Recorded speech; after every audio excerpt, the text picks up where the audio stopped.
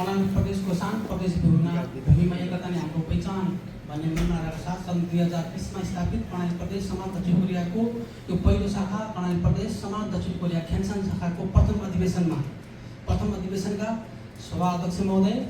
प्रमुख अतिथिज्यू, विशेष अतिथिज्यूहरू, अन्य अतिथिज्यूहरू लगायत यहाँ उपस्थित सम्पूर्णमा म लगायत कर्णाली प्रदेश समाज दक्षिण कोरियाको संरक्षकको हैसियतले न्यानो नमस्कार एवं अभिवादन टक्राउन चाहन्छु।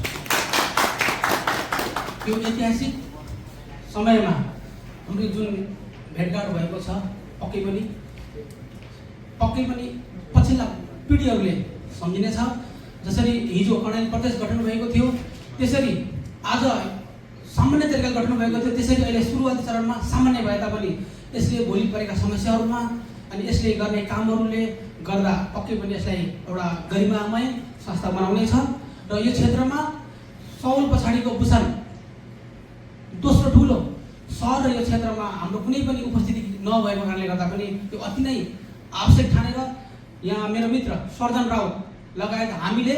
केन्द्रका साथीहरू पनि आउनुहुन्छ, उहाँसँग सम्मेलन गरेर आज यो समय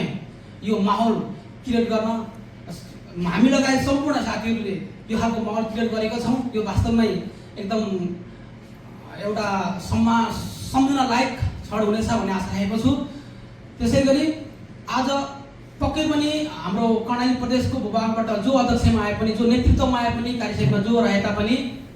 उहाँले गर्ने हरेक कामलाई म लगायत हामी सबै साथीहरूले सहयोग गर्नेछौँ भन्ने आशा अपेक्षा राख्दै नयाँ आउने टिमले हामी सबैलाई एकदमै समेटेर जानुहुनेछ। यहाँ भएका समस्याहरूलाई अझै हल अथवा समाधान गरेर जानुहुनेछ भन्ने आशा राखेको छु भन्दै मेरो 2-4 शब्द यहाँ अन्त्य गर्दछु। धन्यवाद।